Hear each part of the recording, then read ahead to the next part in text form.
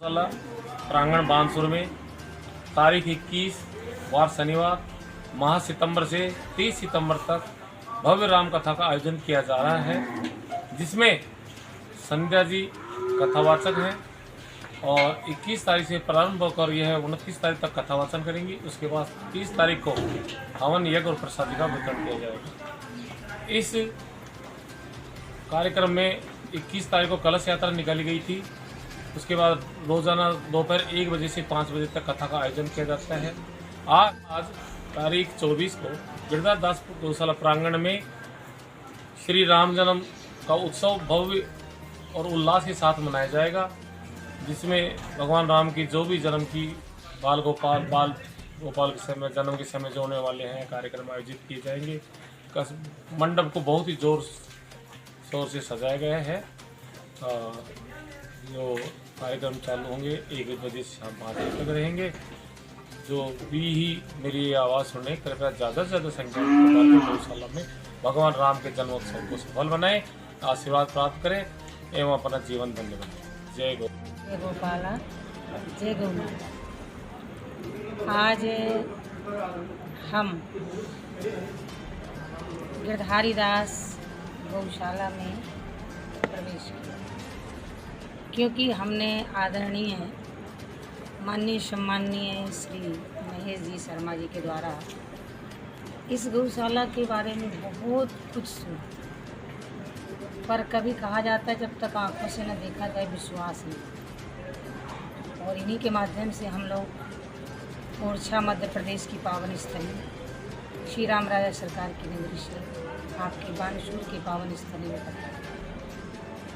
गौशाला में जो मुझे स्वयं की सुख की अनुभूति हुई, मैं उसका शब्दों में वर्णन नहीं कर सकती, क्योंकि मैंने गौशालाएं तो बहुत देखी हैं। कई गौशालाओं में भगवान की कथा कहने का शुभ अवसर भी प्राप्त हुआ, पर यहाँ जैसी मैंने व्यवस्था नहीं देखी, क्योंकि यहाँ जो वृद्ध गाय हैं उनके रहने का अलग, जो अंधी गाय हैं उनके रहने का अलग स्थान, जो लाचार गाय हैं बीमार गाय हैं उनके रहने का स्थान अलग, जो बच्चा देने वाली गाय हैं उनके रहने का स्थान अलग, जिन्होंने बच्चा दे दिया है उनके रहने का स्थान अलग, छोटे छोटे मासूम बछड़े जो अभी पैदा हुए हैं उनके रहने का स्थान अलग, नंदियों का अलग, जैसक नंदियों का अलग, अवेशक नंदियों का अलग। ये सुख की अनुभूति हुई कि मैं जो यहाँ के अध्यक्ष हैं, संरक्षक हैं, यहाँ के जितने भी पदाधिकारी हैं, कर्मचारी हैं, मैं उनकी तहे दिल से भूर प्रशंसा करती हूँ। उन्होंने इतने अच्छे सुचारू रूप से कहीं रोरा नहीं, कचरा नहीं, कहीं गड्ढा नहीं, कोई ऐसी जगह नहीं मैं सोचती थी कि कहीं ना कहीं कमी निकाल लूँ खाने में पीने में, पर कमी बताने के लिए मुझे कहीं जगह ही नहीं मिली है। इतना अच्छा लगा। और मैंने तो स्वयं गाय सेवा किया, भूसा से उन लोगों को चारा बनाया, स्वयं मैंने अपने हाथ से गाय का दूध लगाया, मुझे बहुत अच्छा लगा। और ये हमारे महेश जी शर्मा के जितने भी सहयोगी गण हैं, जितने भी पदाधिकारी हैं, जितने भी यहाँ के कर्मचारी हैं, सभी के लिए तहे दिल से बहुत बहुत धन्यवाद, बहुत बहुत शाबाश। आपने जो 21 सितंबर से जो राम कथा का वाचन जो शुरू किया है, तो उसको लेकर के यहाँ के जो श्रद्धालु लोग हैं, यहाँ के भक्त जो लोग हैं, वो यहाँ पर जो पहुँच रहे हैं, उनको कैसा महसूस हो रहा है और आपको कैसा महसूस हो रहा है कि यहाँ के लोग धार्मिक हैं या अधार्मिक हैं? भाई मैं तो राजस्थान की पावन स्थली कोटपुतली जिला बानसूर में आई, तो मैं इतना तो जानती हूँ कि राजस्थान में भक्ति का प्रभाव, भक्ति का उद्गम, भक्ति का प्रादुर्भाव है।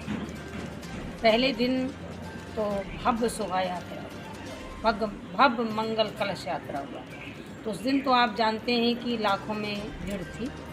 और ये बहुत बड़ी बात है कि 5 किलोमीटर की शोभा यात्रा के बावजूद भी सभी बहनों ने, सभी देवियों ने, सभी भाइयों ने, सभी छोटे छोटे बाल गोपालों ने बैठ कर के सांझ के दोपहर के 3 बजे तक साथ दिया। कलश यात्रा की तत्काल ही हमने कथा कहा, पर कोई भी बच्चा, कोई भी देवी, कोई भी भैया लोग हिले भी नहीं। दूसरे दिन भी बड़ा अच्छा भीड़ रहा। और कल तो शिव विवाह की कथा, तृतीय दिवस की कथा में, शिव विवाह की कथा में अपार भक्तों का जन सैलाब उमड़ पड़ा, अपार भीड़ रही। और मुझे आज भी उम्मीद है कि आज मेरे मर्यादा पुरुषोत्तम भगवान श्री राम अपने तीनों भाइयों के सहित इस बानसूर की पावन स्थली गिरधारी गौशाला में अवतरित होने वाले हैं, प्रकट होने वाले हैं। आज चार भाइयों का जन्म दिवस मनाएगा और मुझे आशा नहीं, पूर्ण विश्वास है, ये मेरा मन, दिल और ये मेरा विश्वास कहता है कि आज दुगनी तिगनी चौगनी भीड़ बढ़ने वाली है। तो आप सभी का स्वागत है, आप लोग पधारें गिरधारी गौशाला में। और यहाँ का जो मैंने श्रद्धा भक्ति भाव देवियों के प्रति और माताओं बहनों के प्रति जो देखा, वाकई में बहुत सराहनीय। नहीं मोहिनी जी, एक निवेदन है कि जैसे कि जो 5वें दिन की जो कथा का जो वाचन होगा, छठे रोज का जो कथा वाचन होगा, तो उसमें क्या क्या प्रसंग रहेंगे? आज की जो यजमान हैं, वैसे तो मुख्य में यजमान हमारे आदरणीय भैया सम्माननीय पुष्कर जी गोयल जी हैं और उनकी धर्म पत्नी पुष्पा जी गोयल हैं। और आज वो दशरथ जी बनेंगी और ये महारानी कौशल्या जी बनेगी। 4 बेटे उत्पन्न होंगे। और जो 5वें दिन की कथा है उसमें बाल लीला होगी। बाल लीला के साथ साथ बाबा विश्वामित्र जी का आगमन होगा अयोध्या में। और दशरथ जी महाराज से बाबा विश्वामित्र प्रभु श्री राम जी के सहित लक्ष्मण जी को मांग करके, जो यूपी और बिहार के बॉर्डर में उनका आश्रम था, बक्सर कर्मनाशा नदी के तट में गंगा के किनारे प्रभु श्री राम यज्ञ कराएंगे। श्री राम का यज्ञ करा के ताड़का और सुबाहु का वध करके, मारीच का मद चूर करके प्रभु श्री राम फिर नेपाल पधारेंगे। यानी 5म दिवस की कथा में, माने 6ठ दिवस की कथा में हमारे प्रभु श्री राम का मिथिला भ्रमण होगा। पुष्प वाटिका में श्री राम जी और सीता का प्रथम मिलन होगा। फिर इसके बाद प्रभु श्री राम धनुष भंग करेंगे, सीता मैया से विवाह करेंगे। चक्रवर्ती सम्राट महाराज दशरथ अयोध्या की पावन स्थली से बारात लेके मिथिला पहुँचेंगे और वहाँ चक्रवर्ती सम्राट महाराज दशरथ विदेह राज जनक जी से उनकी अन्य 3 बेटियों का हाथ अपने अन्य 3 लड़कों के लिए, भरत जी और लक्ष्मण और शत्रुघ्न के लिए मांगेंगे। तब कहीं 4 मंडप, 4 दूल्हा, 4 दुल्हन बनेंगी और यहाँ बानसूर के सभी भक्तगण आके कन्यादान करेंगे, पाँव पूजाई करेंगे और भव्य श्री राम और सीता की भव्य झांकी का अवलोकन करेंगे, दर्शन करेंगे।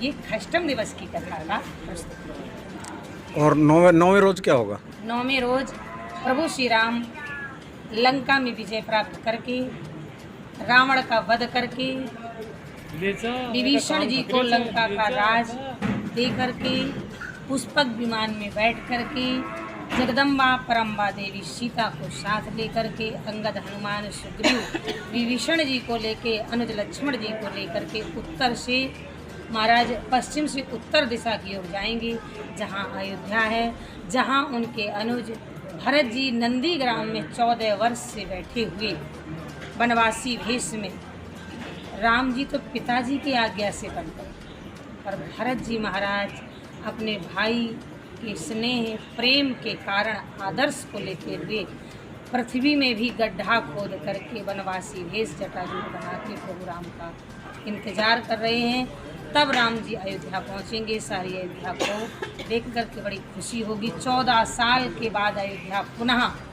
दुल्हन की तरह सजाई जाएगी।